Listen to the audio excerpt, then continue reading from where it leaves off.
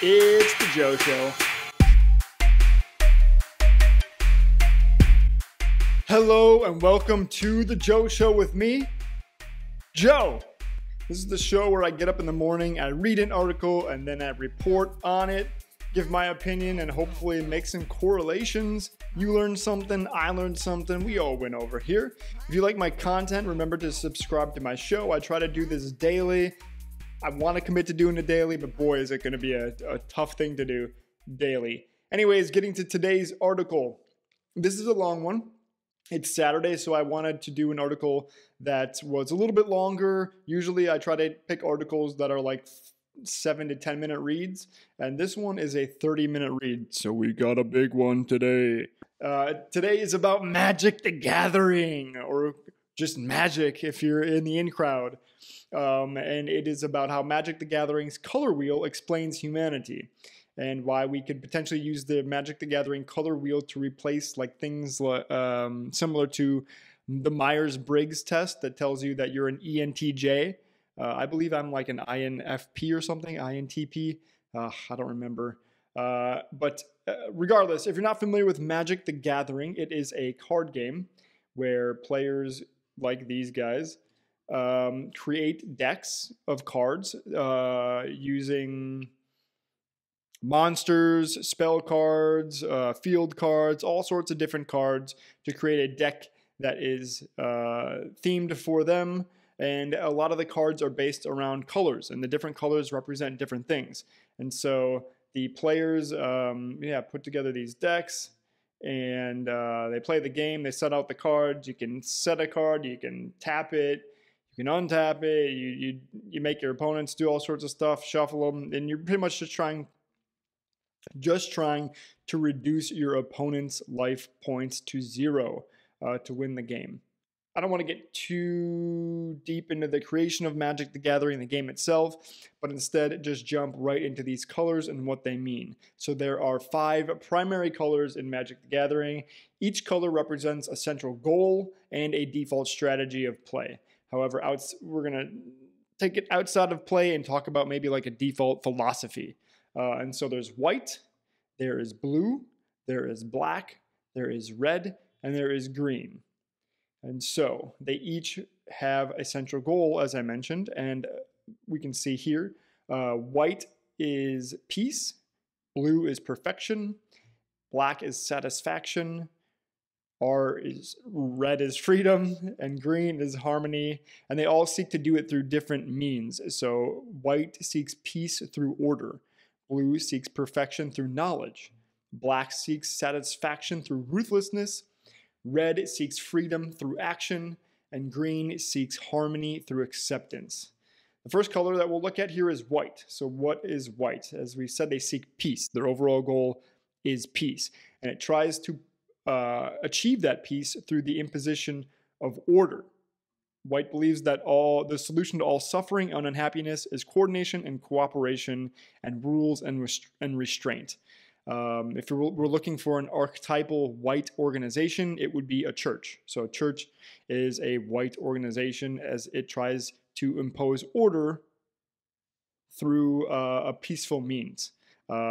Central examples of some white characters in pop culture are Brienne of Tarth of Game of Thrones, Superman, Marge from The Simpsons, and in the actual game of Magic, you can see white represented by like angels and knights and clerics, loyal steeds, healing spells, protective auras, that kind of thing, and also anthems that strengthen all of your cards at once. White is very known for having like an all for one and one for all mentality. And then the author here also describes words that are associated with the color white. And now we're going to get to the really uncomfortable part of this video. There's a huge list of words that are associated with each one of these colors. And I figured that instead of just reading them, it would be funner if I attempted to rap them. So that's what we're going to do. So I have some beats here that I'm going to pull up for this block of white text. And I'm going to pick out a beat here, and I'm going to attempt to rap these lyrics. And I'm gonna be honest with you guys. I am not a rapper. I am so not a rapper. It's not even funny. I'm actually one of the worst rappers you've probably already heard. So we'll go with just the first beat. It's called Picture Perfect. For some reason, it feels white to me. So we'll listen to this, and then I'm gonna rap these. I'm gonna rap these these words. Here we go. This is white, pure, white agent. Authority, compassion, community, contribution, fairness, happiness, honesty, justice and kindness, leadership and peace, religion, responsibility, security and service, trustworthiness, altruism, cleanliness, commitment, consistency, duty, conviction, courtesy, dedication, discipline. Yeah. Discipline, endurance, gratitude and honor, integrity and patience and poise and respect, teamwork, tradition, unity, valor, honor, formality, generosity and protectiveness, asceticism, authoritarianism, morality, fanaticism, and tolerance. These are the traits of a white agent. Heh.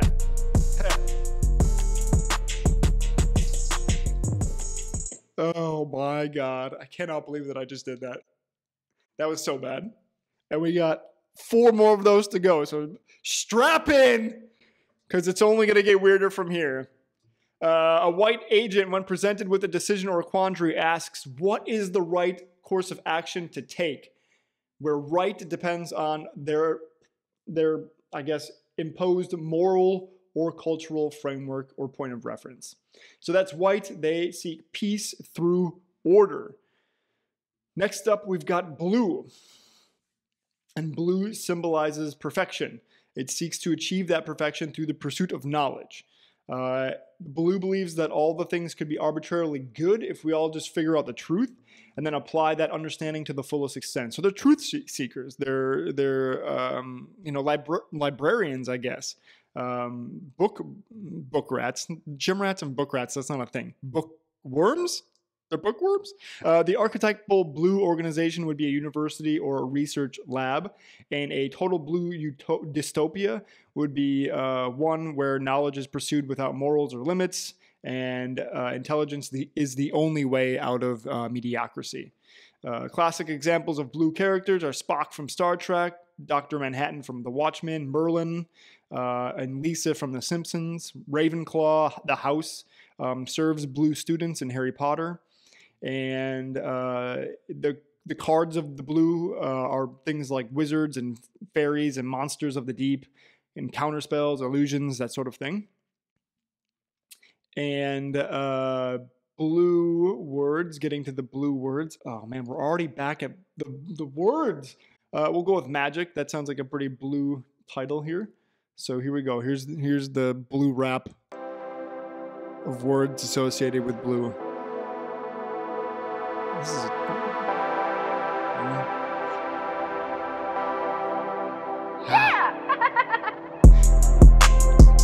be a blue agent. Getting challenged, competent, creative, curiosity, knowledge, and optimistic. Accurate, adaptable, awareness, and brilliant. We're clever, concentrated, developed, and efficient. Foresight, imagination, insight, and logic. We're quality, and rigor, and trickery, and strategy. Service, truth, vision, and wonder. Perceive, nuance, aspiration, and focus. We invent, have patience, play with words, rationality, subtlety, and scholarship. Absent-mindedness, cerebral, deception, enigmatic, skepticism, aloof. We are the blue agents. Ha! Ra! Blue agents.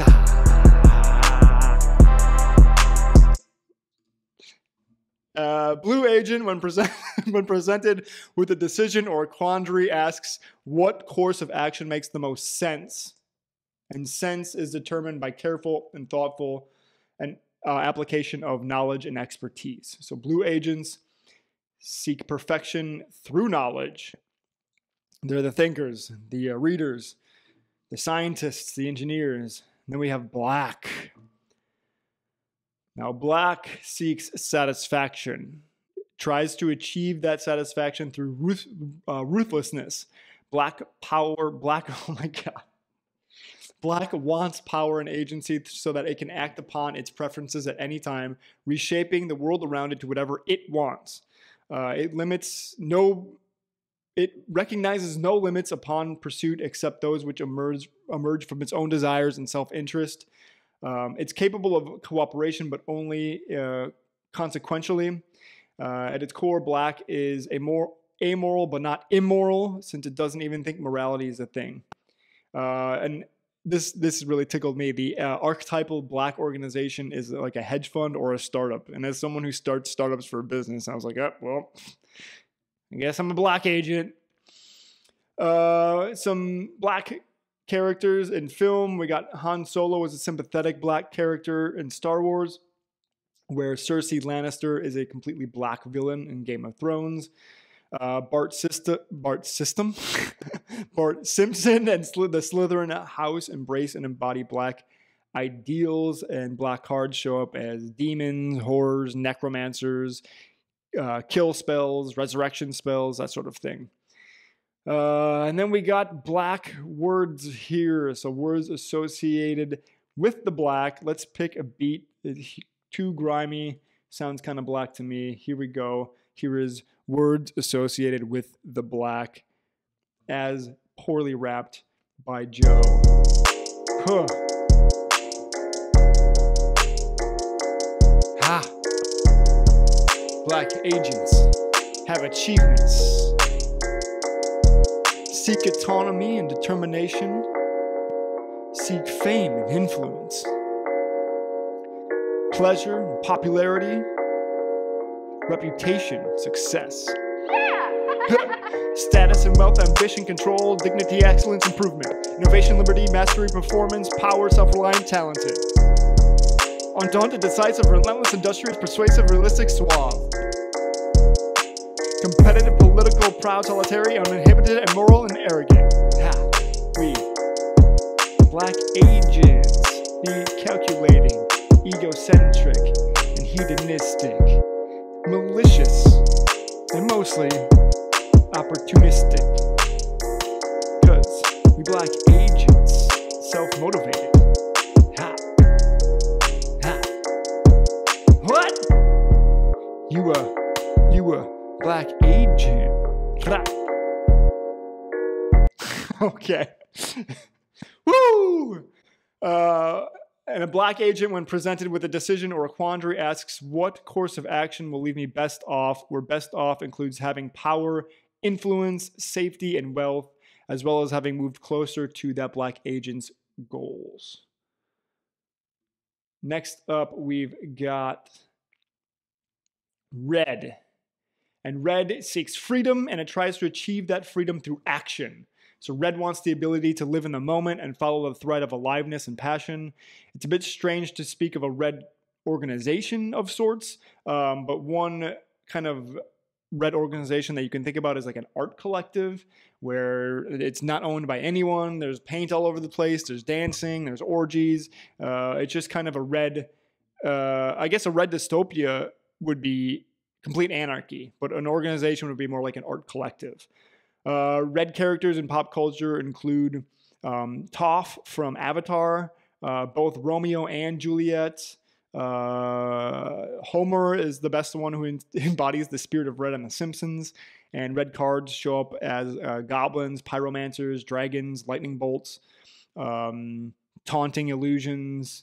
That's haste, something that throws chaos onto the battlefield. For a red agent, victory is fiery and beautiful, and it's kind of what makes them feel alive, and defeat is quite empty and gray. And red words, let's see here, getting right into the, it never feels like too much or enough time has passed before I have to jump back into a terrible rap here. Psychedelic sounds like a red beat to me. Let's go with it. Here we go. Words associated with the red.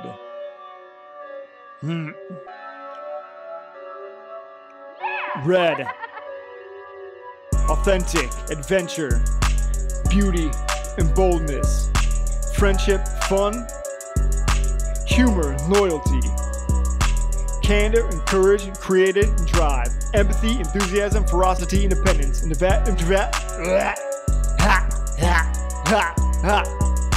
individuality, irreverence, joy and passion, purpose and sensitive, spontaneous and trusting, dramatic and flexible. We're forthright and casual and stubborn and angry. We're blunt and careless and reckless and destructive. We're fickle and flamboyant, impulsive, performative and poetic. Ha! Can you match that passion of a red agent? Red agent? Red agent. Red agents, when presented with a decision or a quandary, asks, what do I feel like doing? Red is dictated strongly by feelings. And last up, we've got the green. The green seeks harmony, and it seeks to achieve that harmony through acceptance. Green is the color of nature, obviously, and wisdom, and stoicism, Taoism, and destiny. It believes that most of the suffering and misfortune in the world comes from the attempt to cast off one's natural mantle, step outside one's natural role, or fix things that aren't broken. It seeks to embrace what is. The archetypal green organization is like a hippie commune, or a pop culture interpretation would be a Native American tribe. And now green dystopia, oh my God, a green dystopia would be something like the Society in Divergent, which I've never read, or a tribe with absolute rigid traditions and unchangeable relationship with the environment. Green characters are apparently harder to find in the role of a protagonist. It would be characters like Yoda from Star Wars, who was more of a supporting character. Tom Bombadil from Lord of the Rings. Buffy the Vampire Slayer has other colors but moves towards green sometimes. And I would say also Swamp Thing from DC. I mean, he is literally the avatar of the green. Coming back to The Simpsons, Maggie would be green as well, but that's more, I guess, to do with her age. In the card game, green cards are like druids and sages, monsters, wolves, beasts, feral strength, that kind of thing. Victory for a green agent is peaceful and fertile and balanced. Defeat is like having no ground beneath your feet or being cut off from your tribe or your family. And green words are, this is the last one, I promise. Landline, super green sounding beat here. So let's go with landline for green.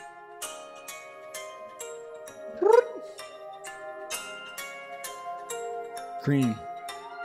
Plants. Nature. Yeah!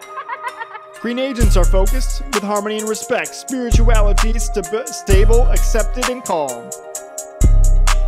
Centered and cautious and common sense, contentment, experience, and with humility. Ha. Got intuition. Look mature, seek meaning. Ha. Practice moderation, restraint. Have a reverence, serenity, sharing significance, simplicity, and strength. Vigor, agreeable, contemplative, hardy, and barbaric. Virile, well-adapted, conservative, traditional. Because they ancient green agents. At one with the earth. In nature. Ha! Plants! Alright, that's enough of that. A green agent, when presented with a decision or a quandary, asks, how are these things usually done? What is the established wisdom of this decision or quandary or problem?